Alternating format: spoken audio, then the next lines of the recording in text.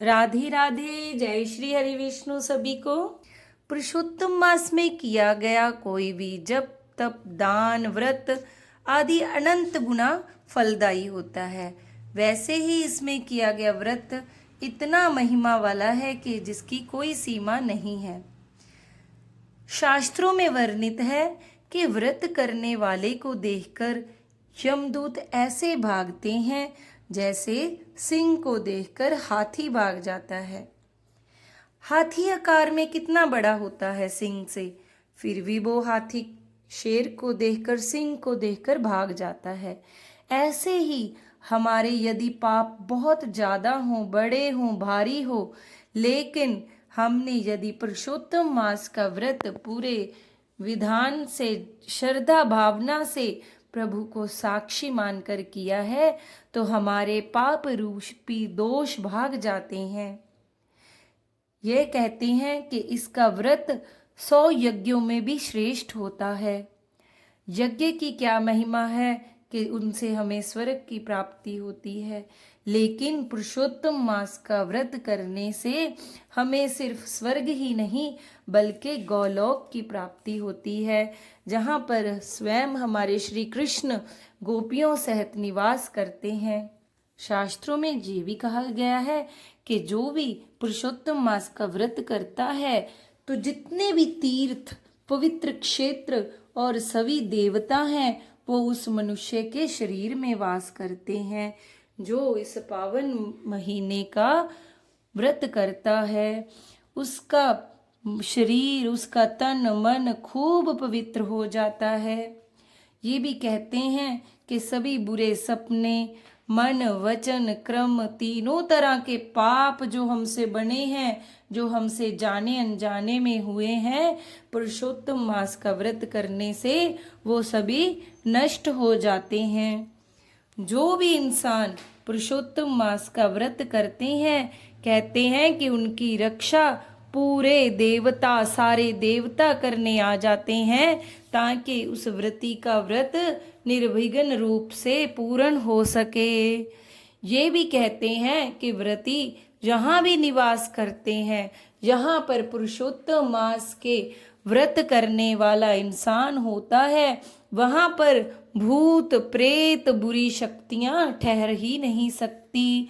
1 महीने तक इस पुरुषोत्तम मास का व्रत करने से उस इंसान में इतनी सामर्थ्य आ जाती है कि कोई बुरी चीज उसके पास आ ही नहीं सकती। श्री कृष्ण स्वयं कहते हैं कि इसका व्रत विधि विधान से करने वाले के फल का व्याख्यान तो 1000 मुखों वाले शेषनाग भी नहीं कर सकते। यानी कि इसका पुण्य कितना है, इस व्रत को करने से कितना पुण्य कितना फल मिलता है, उसकी गणना कोई भी नहीं कर सकता, इसकी कोई सीमा ही नहीं है। जो भी व्रती पुरुषोत्तम मास का व्रत नियमों के साथ पालन करता है तो वो भगवान के लोक में हमेशा के लिए प्रतिष्ठित हो जाता है। तो आइए अब हम जानते हैं कि इस व्रत को करने के क्या नियम हैं। पुरुषोत्तम मास का व्रत कई प्रकार का हो सकता है। व्रत और उपवास में फर्क है। उपवास मतलब सारा दिन बिना भोजन के रहना या एक समय भोजन करना, लेकिन व्रत अलग अलग तरीके का हो सकता है। कैसे? जैसे कि हम इस मास में व्रत ले सकते हैं कि मैं इतना नाम जप करूँगा ही करूँगा, रोज 1000, 5000, 10,000, 20,000, 1,00,000 नाम जप 1 घंटा पाठ करूँगा ही करूँगा, हम ये व्रत ले सकते हैं। और जो उपवास रूपी व्रत है वो हम 2 तरीके से ले सकते हैं, नक्त व्रत और एक मुक्त व्रत के रूप में। नक्त व्रत क्या है? दिन भर व्रत उपवास करना और सूर्यास्त के 72 मिनट बाद यानी कि 1.25 घंटे के बाद भोजन ग्रहण करना, उसको बोलते हैं नक्त व्रत। दिन में क्या करना है? हम जल ले सकते हैं, और भी इच्छा हो तो फल ले सकते हैं, जल और फल के साथ दूध भी ले सकते हैं। पूड़ी वगैरह नहीं लेनी, भांत भांत के भोजन नहीं बनाने हैं।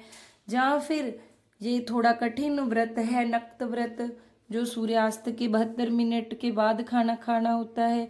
जहाँ फिर हम एक मुक्त व्रत भी कर सकते हैं, जो गृहस्थियों के लिए श्रेष्ठ माना गया है। वो भी उसमें क्या करना है कि पूरे दिन में एक बार भोजन ले सकते हैं, और प्याज लहसुन का प्रयोग तो बिल्कुल ही वर्जित है। ये तो हो गई नक्त व्रत यानी कि उपवास की बात। अभी और किस तरह के व्रत हो सकता है? हम जप का व्रत कर सकते हैं। जैसे हमने खूब जप करना है, भगवान का नाम करते हुए हर कार्य करना है, हम ये व्रत ले सकते हैं कि मैं इस पावन मास में हर दिन 10 माला करूँगा, 20 माला करूँगा या 100 माला करूँगा। ये भी तो जप का व्रत हो सकता है। और क्या व्रत हो सकता है? और जो श्रेष्ठ है वो करना ही चाहिए हर एक को, वो क्या है? स्नान का व्रत, यानी कि पुरुषोत्तम मास के चलते हमें सूर्य उदय से पहले स्नान करना है। ये व्रत तो हर एक प्राणी को लेना ही चाहिए। 3 वर्ष के बाद ये पुरुषोत्तम मास आता है, तो इसमें स्नान की बहुत भारी महिमा बताई गई है। जप की, स्नान की, दान की, इसका तो हर एक को व्रत लेना ही चाहिए। और क्या व्रत ले सकते हैं हम? मौन व्रत ले सकते हैं। बहुत अगर बोलना ही है तो बहुत कम बोलें, जरूरत के अनुसार ही बोलें, ज़्यादा बोलना नहीं है। और क्या व्रत हो सकता है? पूजा का व्रत, अभिषेक का व्रत, या फिर भागवत श्रवण का व्रत, कथा सुननी है, सत्संग सुनना है, गीता जी का पाठ सुनना है, भागवत सुननी है, रामायण जी का पाठ सुनना है, ये भी व्रत हम ले सकते हैं। हम नित्य दान का व्रत भी ले सकते हैं। ये तो होगी हमें क्या करना चाहिए। और एक व्रत है जो सबको मानना ही चाहिए, वो है पर निंदा नहीं करनी। ये व्रत तो हम सभी को लेना ही लेना चाहिए। जैसे कि इस मास में किया गया पुण्य फलता है, इस मास में किया गया दान जप तप फलता है, वैसे पाप ना हमें सुनना है ना करना है, पर निंदा तो बिल्कुल भी नहीं करनी है हमें किसी भी प्रकार की। तो व्रत तो और भी कई प्रकार के हो सकते हैं, आप कोई भी व्रत ले सकते हैं, लेकिन जो हमें करना ही करना है वो स्नान का व्रत, जप का व्रत, पर निंदा नहीं करनी, दान का व्रत, और हो सके तो नक्त व्रत। ये तो सबसे श्रेष्ठ व्रत है ही है, जिसमें सूर्योदय के 72 मिनट बाद एक बार खाना हम खा सकते हैं। और यदि ये पुरुषोत्तम मास का व्रत दोनों पति पत्नी मिलकर कर लें तो सर्वोत्तम हो जाता है, उसका पुण्य अक्षय हो जाता है। अक्षय जनी जिसका कोई खत्म नहीं कर सकता। क्षय होता है खत्म होने वाला, और अक्षय जिसको कोई खत्म नहीं कर सकता। कई पाप ऐसे होते हैं कि जिसका एक बार भुगतान कर लिया तो खत्म। कई पुण्य ऐसे होते हैं जिसका एक बार फल मिल गया तो खत्म। लेकिन पुरुषोत्तम मास व्रत का जो पुण्य है, जो फल है, वो अक्षय है। इसमें किए गए जाप, इसमें किए गए दान, इसमें किए गई भक्ति का जो फल है वो अक्षय है, मतलब वो कभी मिटने वाला नहीं है। तो आप सब खूब मन लगाकर श्री हरि की भक्ति करिए, श्री हरि का नाम जप करिए। भगवान के सभी रूप एक हैं, भगवान के किसी भी रूप का आप निरंतर जप करिए। हर काम में उठते बैठते जगते आते जाते जैसे भी हो, हर समय आपकी जीवा पर हरि का नाम होना ही होना चाहिए।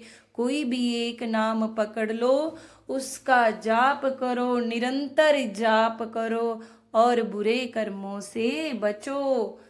और अधिक से अधिक अपना खजाना पुण्य कर्मों से भर लो। बोलिए श्री हरि विष्णु भगवान की जय। आइए थोड़ी देर के लिए भगवत नाम का सिमरन करते हैं। हरे राम राम राम हरे हरे, हरे कृष्ण कृष्ण कृष्ण हरे हरे। हरे राम राम राम हरे हरे, हरे कृष्ण कृष्ण कृष्ण हरे हरे। हरे राम राम राम हरे हरे, हरे कृष्ण कृष्ण कृष्ण हरे हरे। जय जय श्री राधे श्याम।